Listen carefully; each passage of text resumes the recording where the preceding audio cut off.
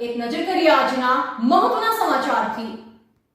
અન્ય પદાધિકારીઓ સાથે મોટી સંખ્યામાં ભાવિકોએ ભાગ લીધો અને અનોપ સ્વામી મહારાજની આરતી ઉતારવામાં આવી હતી અને કાર્યક્રમમાં આવનાર લોકો માટે અનોપ મંડળ તરફથી ભોજન પ્રસાદીની પણ વ્યવસ્થા કરવામાં આવી। જેતા મહારાજ અને જેઠા મહારાજે સુંદર રીતે ભજન રજૂ કર્યા અને આગળ વધતા મંડળના અધ્યક્ષે જણાવ્યું હતું કે ધરતી માતા જીવતો જીવ છે અને દુનિયામાં ગ્લોબલ વોર્મિંગ જેવી સમસ્યાઓ થઈ રહી છે। વધુ ગરમી વધુ ઠંડીથી ધરતી માતા બીમાર થઈ રહી છે, જેથી દુનિયાના લોકો બીમારીથી પરેશાન છે।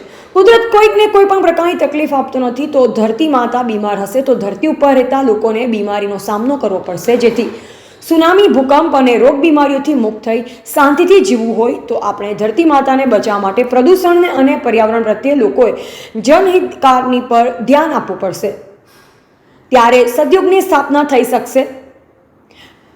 બધા લોકો હળીમળી રહેવું જોઈએ, કોઈ એકબીજા પ્રત્યે ભેદભાવ રાખવો જોઈએ નહીં, બધાએ સાથે મળી રહેવું જોઈએ। અનોપ મંડળ લોકોને વિશ્વ શાંતિનો સંદેશ આપે છે।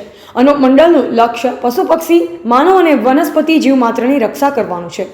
અવધૂત રામાયણી મહારાજે કહ્યું હતું કે ગૌ માતાને રાષ્ટ્રીય માતા જાહેર કરવી જોઈએ અને જીવ હત્યા બંધ થવી જોઈએ। અનોપ સ્વામી મહારાજનો સંદેશ જન જન સુધી જલ્દી પહોંચાડવો જોઈએ।